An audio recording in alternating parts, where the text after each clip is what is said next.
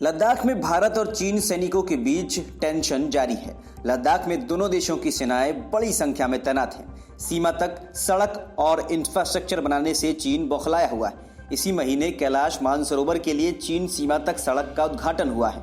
तनाव के बीच भारत चीन के साथ लगने वाली करीब 3,500 किलोमीटर लंबी सीमा के रणनीतिक महत्व के क्षेत्रों में अपने ढांचागत विकास की परियोजनाएं बंद नहीं करेगा। भारत ने चीन सीमा तक इंफ्रास्ट्रक्चर का काम तेज कर दिया है। रक्षा मंत्री राजनाथ सिंह ने सेना के तीनों अंगों और सीडीएस के साथ बैठक की है।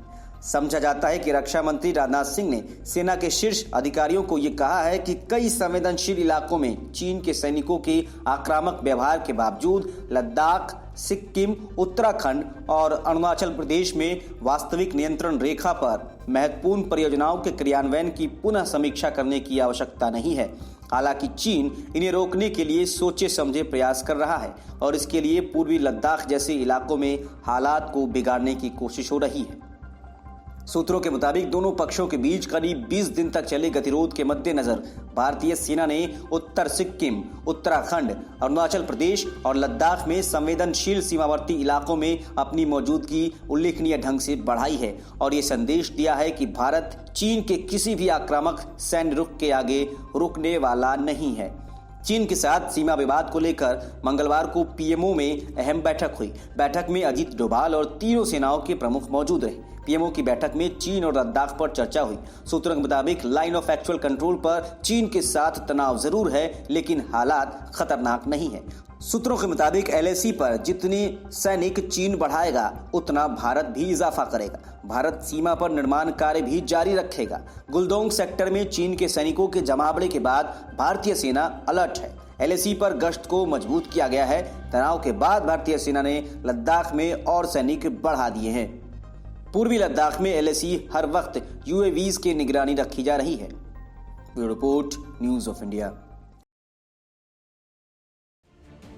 चीन को सबक सिखाने के लिए अमेरिकी प्रतिनिधि सभा ने तिब्बती नीति और समर्थन अधिनियम यानी TPS को सर्वसम्मति से पारित कर दिया है।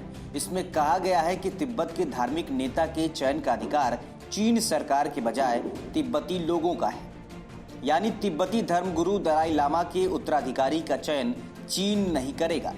इस फैसले से चीन को तगड़ी चोट लगी है। चीन ने इसका विरोध किया है। अमेरिकी संसद के निचले सदन ने ये कदम हिमालयीन बौद्धों के नियंत्रण को उत्साह और मजबूती देने के मकसद से उठाया है। बता दें कि तिब्बत पर कई दशकों से चीन का नियंत्रण रहा है। इस पूरे मामले पर चीन की तरफ से कहा गया था कि अमेरिका धार्मिक आज़ादी के नाम पर चीन के आंतरिक मामलों में हस्तक्षेप कर रहा है। इससे पहले अमेरिकी प्रतिनिधि सभा ने तिब्बत में मानवाधिकारों और पर्यावरण संरक्षण के लिए वॉशिंगटन के समर्थन को मजबूत करने वाले विधेयक को मंजूरी दी थी। विधेयक में कहा गया कि तिब्बत में धार्मिक नेता के चयन का अधिकार चीन सरकार के बजाय तिब्बतियों को होगा। इसके मुताबिक मानवाधिकार स्तर पर ये सभी का कर्तव्य है कि वो एक धार्मिक समूह और सरकारी उदासीनता के चलते अकथ्य बदमाशी से तिब्बती नागरिकों का बचाव करें। 14वें दलाई लामा ने माओ से लेकर शी जिनपिंग तक सभी चीनी कम्युनिस्ट पार्टी नेताओं के साथ समझौता किया है। वो न केवल चीनी नेतृत्व की जटिलताओं की गहरी समझ रखते हैं, बल्कि बीजिंग और भारत में धर्मशाला के बीच चल रहे भू राजनीतिक उथल पुथल की भी अच्छी पकड़ रखते हैं। वो 15वें दलाई लामा की पहचान तिब्बतियों को उनके पारंपरिक तरीके से करने देने के पक्षधर है। चीन अगले दलाई लामा के लिए प्राचीन गोल्डन यूरेन प्रक्रिया का उपयोग करने की योजना बना रहा है, लेकिन दलाई लामा ने इस प्रक्रिया की निंदा की है। बौद्ध आध्यात्मिक नेता ने याद दिलाया कि ये प्रक्रिया दलाई लामा के पुनर्जन्म पर लागू नहीं होगी, जबकि चीन मानता है कि पुनर्जन्म की प्रणाली एक सामंती व्यवस्था है। Report, news of India. Rahul Gandhi मामले को तेजी से एक एक करके निपटाते जा रहे हैं और दिलचस्प बात यह है कि सारा काम वे बातचीत के जरिए कर रहे हैं। सुखदेव बिहार में मजदूरों से बात करके उनकी समस्या निपटा दी। टैक्सी ड्राइवर से बात कर देश के सारे टैक्सी ड्राइवर्स के मामले सुलझा दिए। रघुराम राजन और अभिजीत बनर्जी से बात करके देश की अर्थव्यवस्था की गुत्थी सुलझा दी। अब बचा था कोरोना, तो राहुल ने इस पर बात करने के लिए हार्वर्ड में स्वास्थ्य विशेषज्ञ आशीष झा और प्रोफेसर योहान को चुना। दोनों से बात की और राहुल ने आखिर में पूछ लिया कि भैया ये कोरोना की वैक्सीन कब आएगी। राहुल गांधी से बातचीत में हार्वर्ड में स्वास्थ्य विशेषज्ञ आशीष झा ने कहा कि लॉकडाउन के बाद अब जब अर्थव्यवस्था खुल गई है, आपको भरोसा पैदा करना होगा। झा ने कहा कि कोविड-19 12 से 18 महीने की समस्या है, इससे 2021 से पहले छुटकारा नहीं मिलने वाला है। उन्होंने कहा कि अधिक जोखिम वाले क्षेत्रों में बहुत तेजी से जांच करने की रणनीति की आवश्यकता है। स्वास्थ्य विशेषज्ञ झा ने कहा कि हम बड़ी वैश्विक महामारियों के दौर में प्रवेश कर रहे हैं। हम जो वैश्विक महामारी देख रहे हैं वो आखिरी नहीं है। इस दौरान राहुल ने पूछा कि भैया ये बताइए कि वैक्सीन कब आएगी। इसके जवाब में झा ने कहा कि मुझे पूरा विश्वास है कि अगले साल तक वैक्सीन आ जाएगी। बातचीत के दौरान राहुल ने कहा कि मैंने कुछ नौकरशाहों से पूछा कि टेस्टिंग की संख्या कम क्यों है। उनका कहना है कि यदि आप टेस्टिंग के नंबर्स को बढ़ाएंगे तो इससे लोगों में डर बढ़ेगा। हालांकि उन्होंने कहा कि वह उन्होंने आधिकारिक तौर पर नहीं कहा। इस बातचीत के दौरान स्वीडन के स्वास्थ्य विशेषज्ञ प्रोफेसर योहान ने राहुल गांधी से कहा कि भारत में सॉफ्ट लॉकडाउन होना चाहिए। जिस गुटबाजी और आपसी झगड़े की वजह से मध्य प्रदेश में कमलनाथ की कुर्सी लुट गई, उससे कांग्रेस का पीछा नहीं छूटा है। तब सिंधिया थे और अब दिग्विजय सिंह और कमलनाथ हैं। अपने अपने बेटों को आगे बढ़ाने और चहेतों को पद दिलाने के चक्कर में लगे इन दोनों नेताओं में ठन चुकी है। कभी राज्य में दिग्विजय सिंह, कमलनाथ और ज्योतिरादित्य सिंधिया कैंप हुआ करते थे, लेकिन सिंधिया के जाने के बाद अब कमलनाथ और दिग्विजय सिंह के गुटों के बीच आपसी खींचतान इस कदर बढ़ गई है कि इनकी लड़ाई अब सड़क पर आ गई है। कई ऐसे मुद्दे हैं जिन्हें लेकर दोनों गुटों के बीच रस्साकशी चल रही है। इनमें नेता प्रतिपक्ष चुने जाने को लेकर राज्य की 24 सीटों पर होने वाले उपचुनाव के साथ साथ राज्यसभा की सीटों पर होने वाले चुनाव भी शामिल हैं। इसके अलावा प्रदेश के दोनों कद्दावर नेताओं के बीच अपने अपने बेटों का भविष्य सुरक्षित करने को लेकर भी होड़ है। प्रदेश में खींचतान का ही असर रहा है कि पिछले दिनों प्रदेश के 11 जिलों में अध्यक्षों की नियुक्ति दिल्ली से की गई, जबकि आमतौर पर यह जिम्मा प्रदेश कांग्रेस का रहता है। जहां तक नेता प्रतिपक्ष की बात है तो खेमेबाजी के चलते एक नाम पर सहमति नहीं बन पा रही है। जब दिग्विजय खेमा कमलनाथ सरकार में मंत्री रहे डॉक्टर गोविंद सिंह को नेता प्रतिपक्ष बनवाना चाहता है, वहीं कमलनाथ खेमा उनके नाम का विरोध कर रहा है। प्रदेश के कई बड़े चेहरे फिलहाल कमलनाथ के साथ हैं, जिनमें बाला बच्चन, सज्जन सिंह वर्मा, तरुण भनोट, सुखदेव पांसे जैसे नेता शामिल हैं। ये सभी कमलनाथ सरकार में मंत्री रहे हैं। पूर्व प्रदेश अध्यक्ष सुरेश पचौरी व पूर्व स्पीकर नर्मदा प्रसाद प्रजापति भी नाथ के साथ हैं। ये खेमा बाला बच्चन को नेता प्रतिपक्ष बनाना चाहता है। इसके पीछे दलील है कि उपनेता प्रतिपक्ष रह चुके हैं। वहीं सज्जन सिंह वर्मा का नाम भी रेस में बताया जा रहा है। दूसरी ओर दिग्विजय सिंह के खेमे में गोविंद सिंह, जयवर्धन सिंह, जीतू पटवारी, अजय सिंह, आरिफ अकील और केपी सिंह जैसे नेता हैं। मजे की बात यह है कि गुटबाजी के चलते जल्द ही प्रदेश में होने वाले उपचुनावों के लिए प्रत्याशियों के नाम भी तय नहीं हो पा रहे हैं। दोनों ही खेमों के बीच अपने अपने लोगों को टिकट दिलाने की खींचतान चल रही है। इन्हीं के बीच एक मुद्दा बन रहा है। कांग्रेस छोड़कर बीजेपी गए नेताओं की घर वापसी, इनमें दो नाम काफी चर्चा में हैं। चौधरी राकेश चतुर्वेदी और पूर्व सांसद प्रेमचंद गुड्डू। कमलनाथ खेमा चतुर्वेदी को भिंड के मेहगांव सीट से उतारना चाहता है, लेकिन अजय सिंह सहित दिग्विजय खेमे के कई नेता उन्हें टिकट दिए जाने का विरोध कर रहे हैं। इसी तरह गुड्डू की पार्टी में वापसी और टिकट देने का विरोध कमलनाथ खेमा कर रहा है। इसी के साथ खींचतान राज्यसभा सीट को लेकर भी है। यहाँ से कांग्रेस ने 2 उम्मीदवार खड़े किए। इनमें दिग्विजय सिंह के अलावा दलित चेहरा फूल सिंह बरैया हैं। कांग्रेस एक सीट आसानी से जीत जाएगी, जबकि दूसरी सीट के लिए उसे बीजेपी का समर्थन चाहिए होगा। कमलनाथ सरकार के मुश्किलों में घिरने और सरकार गिरने के पीछे दिग्विजय सिंह की भूमिका को लेकर लोग अब खुलकर बोलने लगे हैं। ऐसे में पार्टी में राय बन रही है कि पहली प्राथमिकता पर बरैया को रखा जाए, क्योंकि दिग्विजय सिंह अपनी सीट निकाल लेंगे। सिंधिया के रहते कमलनाथ और दिग्विजय सिंह एक साथ दिख रहे थे, लेकिन अब अपनी अगली पीढ़ी को लेकर दोनों के बीच प्रतिस्पर्धा चल रही है।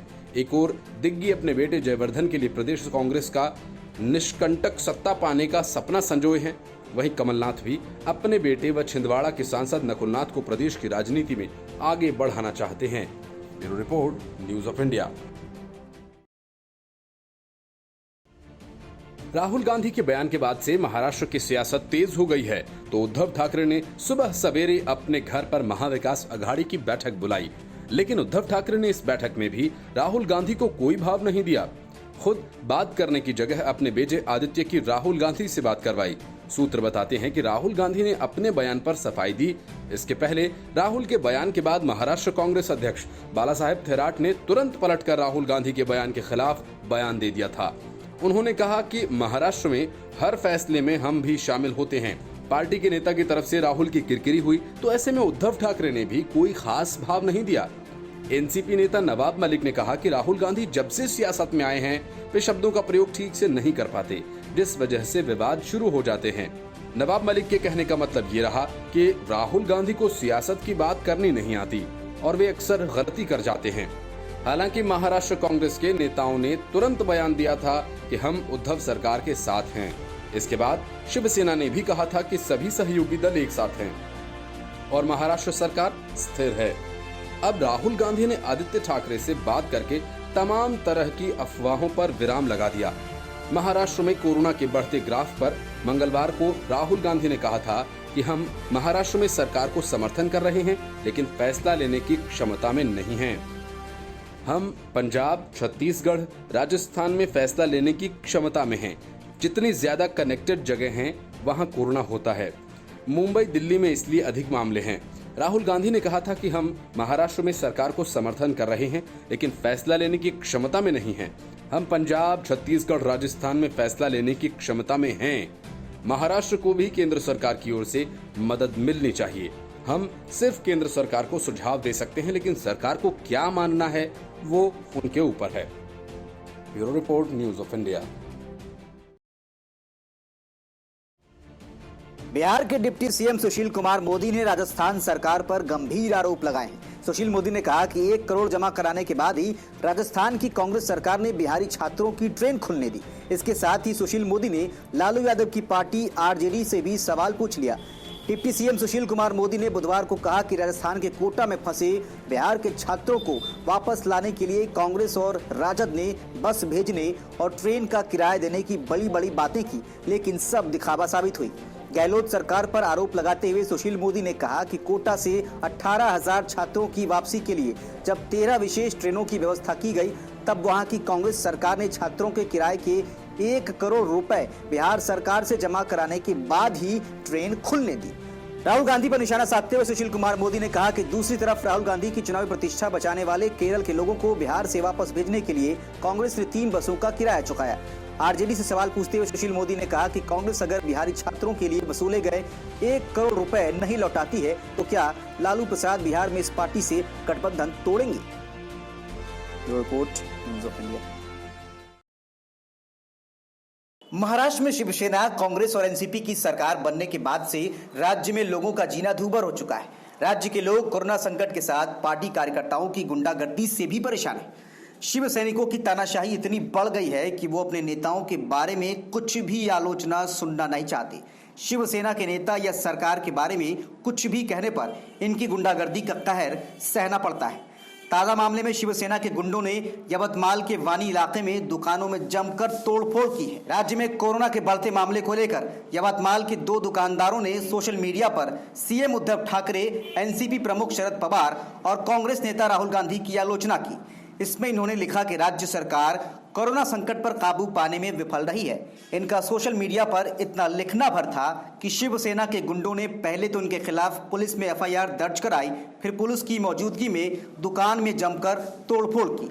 शिव सैनिकों के उत्पात से स्थानीय लोगों में खौफ का माहौल है। शिव सैनिकों ने मंगलवार को यवतमाल की 2 दुकानों में तोड़फोड़ की। सोशल मीडिया पर वायरल वीडियो में दिख रहा है कि किस तरह से पुलिस के सामने दुकान में तोड़फोड़ और उत्पात मचाया जा रहा है। आपको बता दें कि यह पहली बार नहीं है।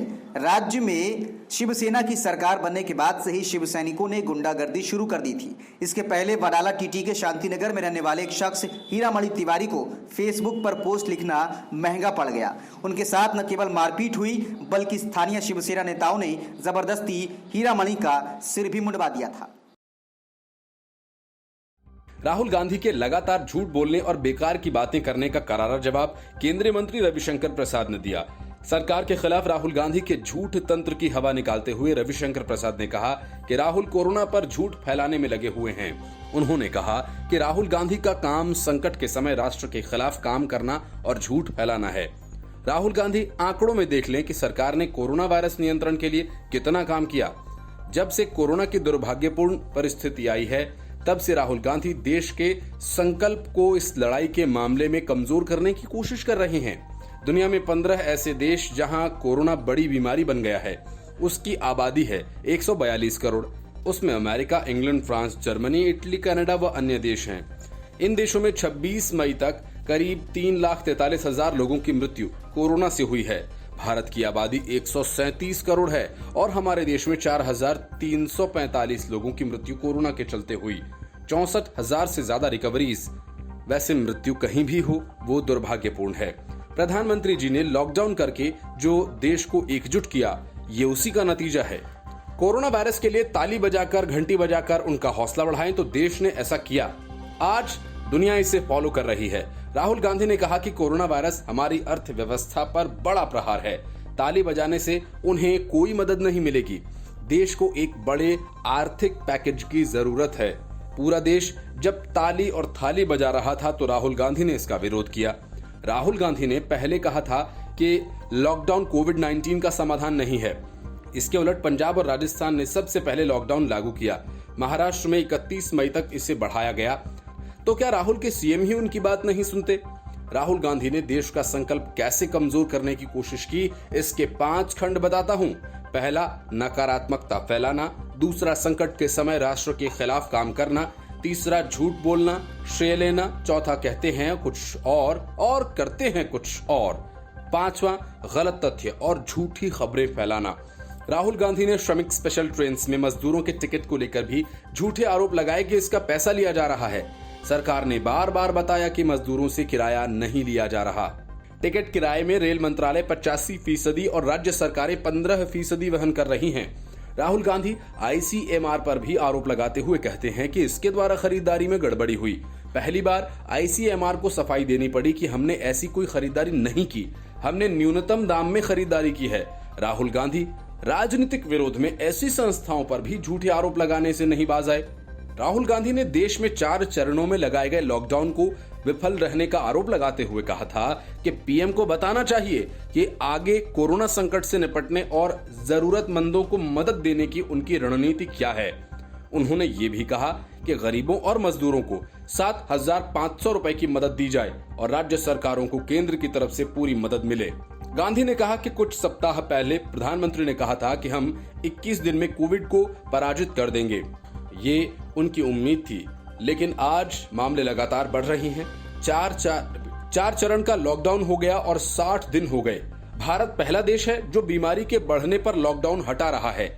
ये स्पष्ट है कि भारत का लॉकडाउन विफल हुआ। जो लक्ष्य मोदी जी का था वो पूरा नहीं हुआ। Bureau report, news of India.